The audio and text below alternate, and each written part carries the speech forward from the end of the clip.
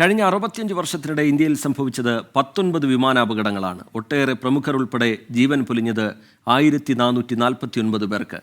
വിവിധ വ്യോമ ദുരന്തങ്ങളിൽ മരണമടഞ്ഞ പ്രമുഖർ ആരൊക്കെയാണ് എന്നതുകൂടി നോക്കാം.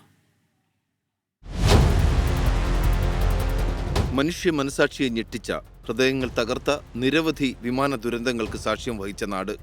ഇന്ത്യൻ ആണവ പദ്ധതിയുടെ പിതാവ് എന്നറിയപ്പെടുന്ന ഹോമി ജഹാംഗീർ ഭാഭ മുതൽ രാജ്യത്തിന്റെ ആദ്യ സംയുക്ത സൈനിക മേധാവി ബിപിൻ റാവത്ത് വരെ ആ പട്ടികയിൽ ഉൾപ്പെടുന്നു. 1966 ജനുവരി 24 മുംബൈയിൽ നിന്ന് ന്യൂയോർക്കിലേക്ക് പോവുകയായിരുന്നു ഹോമി ഭാഭ. എയർ ഇന്ത്യയുടെ ബോയിങ് 707 വിമാനമായ കാഞ്ചൻജംഗ തകർന്നു വീണത് ഫ്രഞ്ച് ആൽപ്സിലെ മോൺബ്ലാങ്ക് പർവ്വതനിരകളിലേക്ക്. ദുരന്തത്തിൽ ഭാഭ ഉൾപ്പെടെ വിമാനത്തിലുണ്ടായിരുന്ന 117 യാത്രികരും മരിച്ചു. കാരണമായി പറയുന്നത് പൈലറ്റിന്റെ പിഴവ്.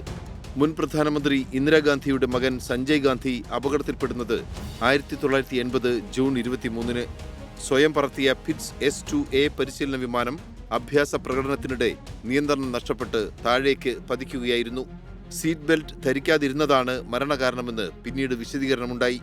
1973 ഇന്ത്യൻ എയർലൈൻസിന്റെ ബോയിങ് വിമാനം ഡൽഹിയിൽ തകർന്നു വീണു.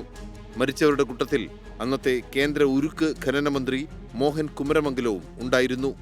ലോക്സഭയുടെ ആദ്യ ദളിത് സ്പീക്കറും തെലുങ്ക് ദേശം പാർട്ടിയുടെ മുതിർന്ന നേതാവുമായ GMC ബാലയോഗി 2002 മാർച്ച് 3 ആന്ധ്രയിലെ കൃഷ്ണ ജില്ലയിലുണ്ടായ ഹെലികോപ്റ്റർ അപകടത്തിലാണ് മരിച്ചത്. തെന്നിന്ത്യൻ നടിയും നിർമ്മാതാവുമായി സൗന്ദര്യ BJP തിരഞ്ഞെടുപ്പ് പര്യടനത്തിന്റെ ഭാഗമായുള്ള യാത്രയിൽ 2004 ഏപ്രിൽ 17 കർണാടകയിലെ ബംഗളൂരിനടുത്തുണ്ടായ അപകടത്തിലാണ് മരണത്തിന് കീഴടങ്ങിയത്. ജക്കൂർ എയറോഡ്രോമിൽ നിന്ന് പറന്നുയർന്ന ഉടനെ സൗന്ദര്യ സഞ്ചരിച്ച സെസ്ന 180 വിമാനം തകർന്നു വീണ് കത്തിയമരുകയായിരുന്നു. നടി റാണി ചന്ദ്രയെ നമുക്ക് നഷ്ടപ്പെട്ടതും ഒരു വിമാനാപകടത്തിൽ.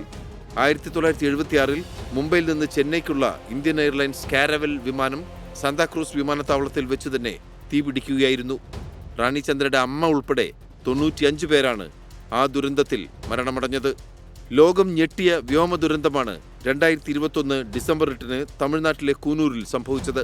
ഇന്ത്യയുടെ ആദ്യ സംയുക്ത സേനാ മേധാവി chief of defence staff general Bipin Rawat, ഭാര്യ മധുലിക, മറ്റ് 11 സൈനിക ഉദ്യോഗസ്ഥർ എന്നിവർ സഞ്ചരിച്ച വ്യോമസേനയുടെ Mi-17 V5 ഹെലികോപ്റ്റർ ലാൻഡിങ്ങിന് തൊട്ടു മുൻപാണ് തകർന്നു വീണത്.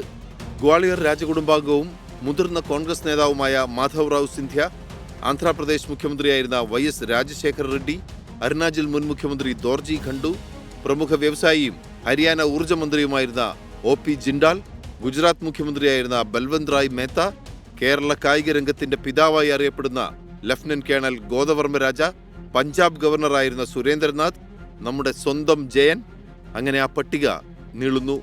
ഇതാ ഒടുവിൽ ഗുജറാത്ത് മുൻ മുഖ്യമന്ത്രി വിജയ് രൂപാണിയും. വിമാന ദുരന്തമേൽപ്പിക്കുന്ന ആഘാതങ്ങളിൽ നിന്ന് മുക്തമാകാതെ നാടും നാട്ടുകാരും. Research desk 24.